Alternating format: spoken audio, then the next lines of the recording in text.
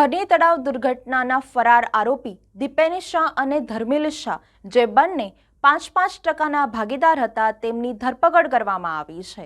આ મામલે DCP zone 4 પન્ના મોમાયાનું નિવેદન સામે આવ્યું। હરી લેક ઝોન ખાતે જે દુર્ઘટના બનેલ હતી તેમાં આજરોજ 2 આરોપી અટક કરવામાં આવેલા છે।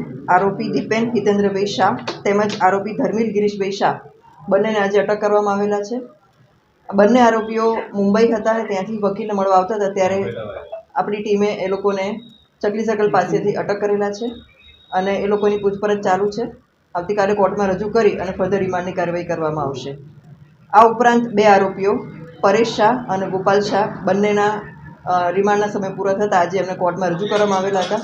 કોર્ટે એમને જ્યુડિશિયલ કસ્ટડીમાં મોકલી આપેલા છે। એફએસએલનો રિપોર્ટ આવી ગયેલો છે અને એફએસએલના રિપોર્ટમાં જણાવવામાં આવ્યું છે કે બોટ ઓવરવેટના કારણે એમાં આ દુર્ઘટના ઘટી છે। આ બનાવનું કારણ ઓવરવેટ હતું, તેમજ બાળકોને જે લાઈફ જેકેટ પહેરવામાં નહોતા આવેલા તે પણ એક મુખ્ય કારણ જણાવેલું છે। આ ઉપરાંત લેક ઝોનના કોન્ટ્રાક્ટમાં જે નોટરી સમક્ષ આ કોન્ટ્રાક્ટ કરવામાં આવેલો હતો એ નોટરીની પણ આજે પૂછપરછ કરવામાં આવેલી છે।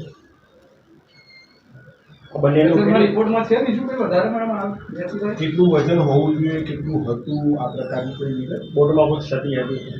બોટમાં ક્ષતિ બાબતે નથી કીધું એફએસએલે, પરંતુ જે કારણ આપણે તારણ જે પૂછ્યું હતું કે આમાં શું કારણ હોઈ શકે, એમાં એ લોકો કીધું છે કે ઓવરવેટના કારણે, એટલે જે બોટની ક્ષમતા છે એનાથી વધારે વજન અને વધારે બાળકો અથવા તો વ્યક્તિઓ એ લોકો બેસાડેલા હતા, એના કારણે આ બનાવ બન્યો છે એવું એફએસએલનું કહેવું છે। આ બંને આરોપી પકડાયા છે એની પાર્ટનરશિપ કેટલી હતી? બંને આરોપી 5% ભાગીદાર છે, એટલે 10% એ લોકોની પાર્ટનરશિપ થાય છે બંનેની ભેગી થઈને। બાકીના જે આરોપી છે એમને લઈને શું કાર્યવાહી? એ બાકીના જે 4 આરોપીઓ છે એ 4 આરોપીઓ માટે 70 મુજબનું વોરંટ મેળવી લેવામાં આવેલું છે અને આગળ એમની પ્રોપર્ટી માટે એટેચ કરવા માટે પણ કાર્યવાહી શરૂ કરવામાં આવશે। એ પ્રોપર્ટી કયા સંજોગોમાં ક્યારે સીલ થાય? 70ના વોરંટ મુજબ જ્યારે આ વોરંટની બજવણી આપણે કરીએ અને એ ન હાજર થાય તો એના 1 મહિના પછી કોર્ટમાં કાર્યવાહી કરી અને એમને પ્રોપર્ટી એટેચ કરવા માટેની જે પ્રોસિજર છે કોર્ટમાંથી થાય છે એ પ્રોસિજર શરૂ કરવામાં આવશે। 14 આરોપી પકડાયા છે, એમની પૂછપરછમાં કંઈ ખુલાસા થયા છે જાણવા મળ્યું છે? તમામ આરોપીઓને અમે ઊંડાણપૂર્વક પૂછપરછ કરી છે, ક્રોસ પૂછપરછ બી કરી છે અને સાથે રાખીને પણ પૂછપરછ કરી છે અને અમને ગુનાના કામે જે જાણવા મળ્યું છે એ પ્રમાણે આ તમામ વહીવટ પરેશ શાહ અને નિલેશ જૈન કરતા હતા અને હજી બીજા આરોપી આવશે ત્યારે અમને વધારે ખબર પડી શકશે એમાં। મેડમ, પરેશ શાહ અને ગોપાલ શાહના હજુ આજે ફર્ધર રિમાન્ડ માંગવામાં નથી આવ્યા, તો તમામ પૂછપરછ પૂર્ણ થઈ ગઈ છે એવું માનવામાં આવે? એમના જે રિમાન્ડનો સમય લીગલ રિમાન્ડનો સમય હતો એ પૂરો થઈ ગયો છે, એટલા માટે ફર્ધર નથી માંગવામાં આવેલો। અને 14 દિવસ જે મળે છે ઓફિશિયલી જે આપણને એ 14 દિવસ એમના પૂરા થઈ ગયા છે રિમાન્ડના। આટલા દિવસની તપાસમાં કોઈ અધિકારીની સંડોવણી કે એમાં એનો કોઈ રોલ સામે નથી આવ્યો હજુ સુધી?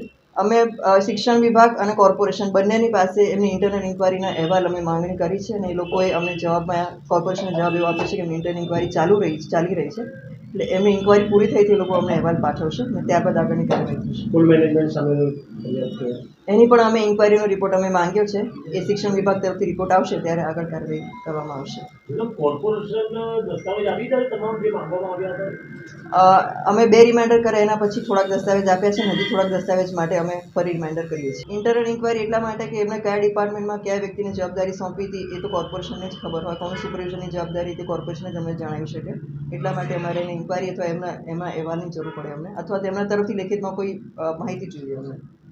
ફરિયાદી છે રાજેશ ચૌહાણ, એમનો કોઈ રોલ અત્યાર સુધી?